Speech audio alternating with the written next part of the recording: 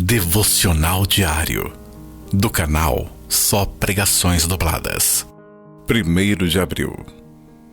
Texto base de hoje, João capítulo 11, versos 47 a 50. Depois, os principais sacerdotes e os fariseus formaram conselho e diziam: que faremos? Porquanto este homem faz muitos sinais. Se o deixarmos assim, todos crerão nele.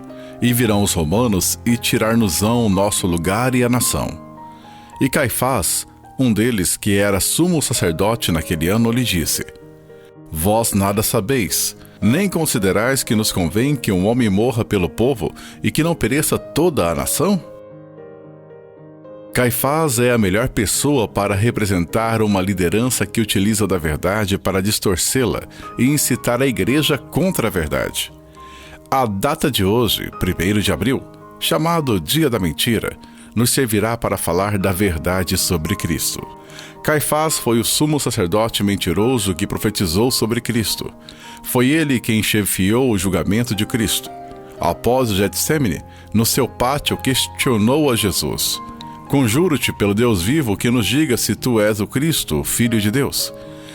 Jesus respondeu depois de muito tempo em silêncio, ouvindo mentirosas acusações: Tu disseste. Digo-vos, porém, que vereis em breve o Filho do Homem assentado à direita do poder e vindo sobre as nuvens do céu. Mateus 26, 63b e 64. Então, aquele que Deus permitiu profetizar sobre a morte de Cristo diante do anseio conspiratório de seus conservos, dias antes da Páscoa, agora condena Jesus à morte, por mais uma ardilosa maquinação mentirosa. Caifás poderia ser chamado de monstro, mas foi da sua boca que saíram as palavras proféticas quanto à morte de um homem pelo povo de Israel. Mesmo sem saber, o seu coração mentiroso e manipulador estava sendo usado para falar as verdades do soberano Deus. Caifás precisa ser nossa chave interpretativa, aquele sinal amarelo que nos avisa que dentro de nós existe um velho homem mais ardiloso que Caifás, que poderia orar em nome de Cristo e minutos após a oração mergulhar de cabeça em pecado. No livro Pecados Intocáveis, de Jeff Bridges, ele diz que o pecado por trás de todos os outros é a incredulidade.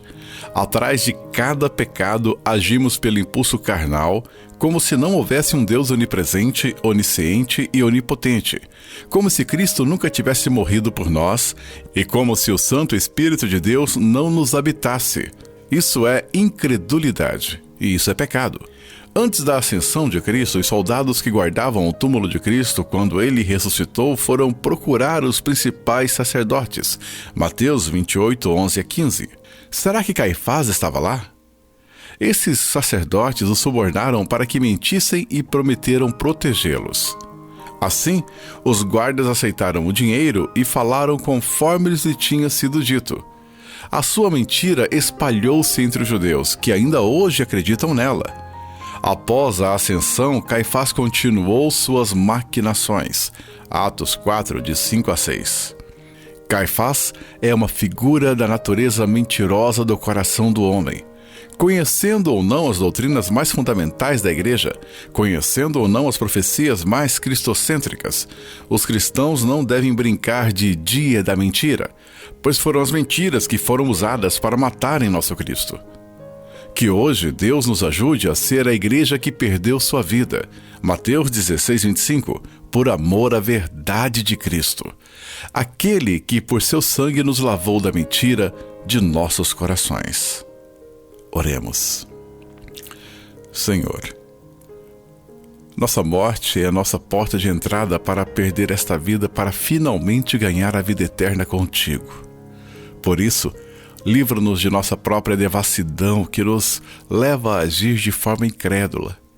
Muitas vezes conseguimos dizer racionalmente milhares de doutrinas da fé cristã de cor e não temos desejo por nem 5 minutos com o Senhor em oração, nem 10 minutos de atenção genuína à Tua palavra. Afasta de nós este espírito de mentira e nos aproxima da verdade que nos santifica e liberta, que vem de Cristo Jesus.